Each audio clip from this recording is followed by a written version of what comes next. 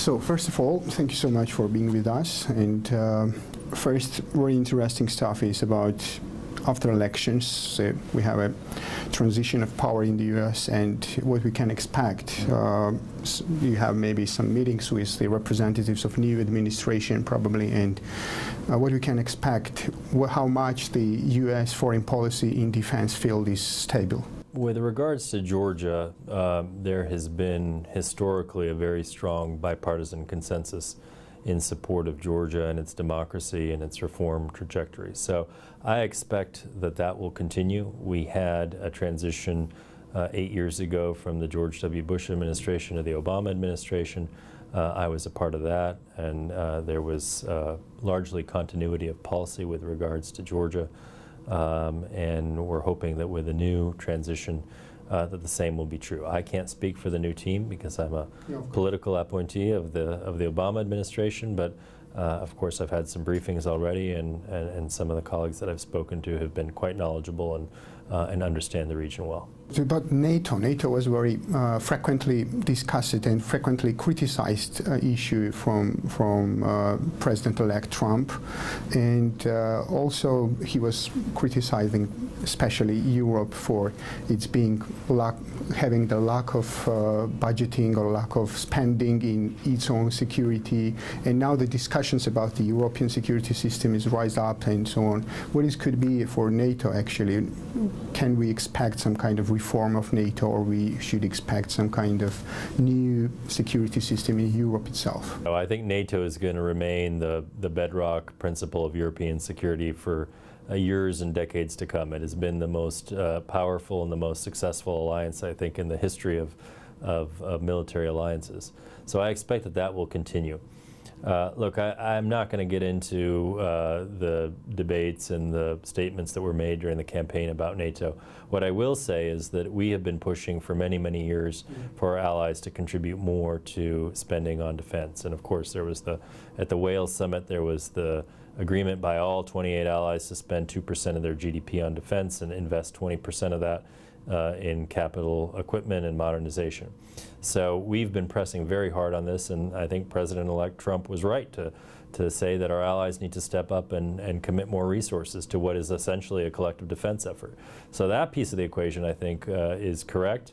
And hopefully we'll see some allies stepping up with their contributions, because it's high time that they did so. A lot of NATO members, they are rejecting to giving a map to Georgia, and sometimes they are discussing and sometimes they are highlighting that this is for the security reasons, that if Georgia gets map without any kind of security guarantees, it could be a threat for Georgia. What do you think about that? And is it really have some kind of threats if Georgia gets map right now? The decision about a membership action plan for Georgia is fundamentally a political decision. It'll be made in Brussels by the 28 allies. Right now, there is not a consensus among the 28 to support a map for Georgia, but Georgia has available to it today all of the tools that NATO has at its disposal that are necessary for achieving membership in the alliance. Part of the reason for my visit here in Tbilisi was to discuss with the Ministry of Defense leadership, including the minister, how we can contribute to the substantial NATO-Georgia package that was agreed in Wales and then reiterated in Warsaw, and what we can do to augment it in terms of training and other types of defense reform activities. So again, as I said, Georgia has all the tools right now to be able to advance towards membership. The ultimate decision on whether to grant MAP or membership is a political one, and the alliance will decide that when it's ready. But in the meantime, there's no reason to put on pause the efforts to strengthen Georgia's military capabilities and reform its institutions. We know that the U.S. has some budgeting for supporting Georgian defense system for the next year. And what do you think, what the part of Georgian defense system needs your immediate support? Which field we need your support right now? Since 2009, we have been supporting Georgia with both defense modernization, but also with a deployment program where we train Georgian soldiers for deployments to Afghanistan to take part in the Resolute Support mission. And we greatly value Georgia's contributions. Georgia is, in fact, one of the most reliable partners, and its soldiers are some of the best warfighters that we are privileged to serve alongside. in Afghanistan. What we are doing now is we are augmenting this with another type of training that will be more focused on self-defense. And in addition to that, we're going to support some of the institutional reforms that will make Georgia's military more ready and more capable. And some of this we've been doing. For what kind of threats? So any military has to be capable and ready to defend against any number of threats, to include cyber threats, to include asymmetric threats, to include aggression from a foreign party. In order to project stability and security into this region, Georgia and other countries need to develop that capability where they make themselves less vulnerable to either attack or to manipulation by other parties. A lot of experts here are discussing the issue of the air defense system. Are you going to support somehow, or are you discussing for supporting Georgia's air defense system? That's a good question. Through the Substantial NATO Georgia package, France has partnered with Georgia to develop an air defense system, and that is an initiative that we support. As you probably are aware, within the Substantial NATO Georgia package, there are various different competencies for military capabilities where different allies have signed up to help with specific competencies. So France has stepped up and volunteered to support Georgia in the air defense field. And so as not to duplicate efforts, that is an area where we are supporting our French partners and our French allies. We are contributing in other ways, including some of them that I just mentioned with training, but also with logistics and defense reform, like I mentioned. One of the issues today was discussed is the regional security as well. And there was the Black Sea region security, Caucasus region security. What do you think? Does it really matter for the new administration, the Black Sea region? What do you expect from them, for instance?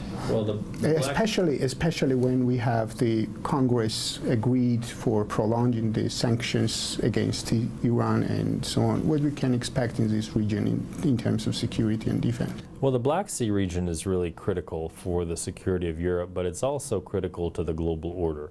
And the reason for that is that Russia's invasion and occupation of Georgia in 2008 and then Ukraine in 2014 violated the very basic principles of the international order: sovereignty, territorial integrity, and the inviolability of borders. And so these are issues not just about the Black Sea, but these go to the larger makeup of the global order and the principles upon which states interact with each other. It's incumbent for the international community in the United States to defend that global order, and that means supporting both Georgia and Ukraine and pushing back on the aggression from Russia. And so I think we've seen that already happen, and I hope that the next administration carries forward those policies. You mentioned the global order. A few days ago, Russia's President Putin said that all the aspirations towards the monopolar world has failed, and the new order is coming is being constructed. So, for instance, the bipolar or even multipolar world is coming back, and even President Obama mentioned it. Russia named Russia as a superpower. What do you think? Are we going back to so-called Cold War, or it's new, or there's something is different, something is changing in the global order? Don't take everything you hear from the Russian leadership at face value. The reality is we don't live in a unipolar order.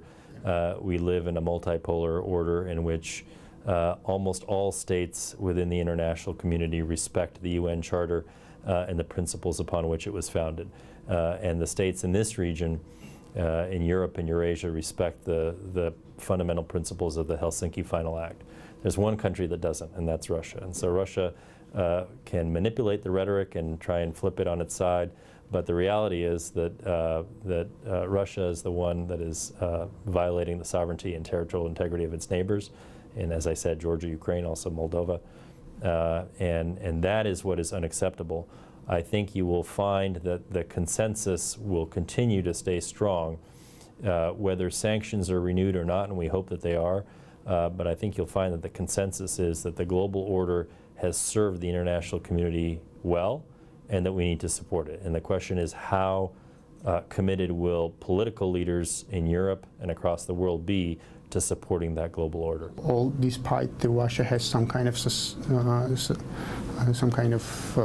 so they achieved their goals in Ukraine, in Georgia, in Middle East. I don't think they have achieved their goals at all. So I think if you look at it from a very narrow tactical perspective, they had some military successes in Georgia and Ukraine, but in Georgia we have a country that is a flourishing democracy, which has its own very strong sense of national identity and purpose. The same thing in Ukraine. Ukraine, after the conflict in which Russia intervened militarily, has never been more Ukrainian. Never has it had a stronger sense of national purpose and identity, and never have they felt so strongly about resisting Russian influence in their country as they do now. So if you look at it from that perspective, Russia has failed dramatically. Now, of course, they have military successes on the ground. They continue to occupy the Georgian regions of Abkhazia and Skan Valley region. They continue to occupy the Donbass and Crimea. But let's see how this plays out over 5, 10, 15 years. They may look back on this and see that it was a strategic mistake. Okay, let's see. Thank you. Thank you so much.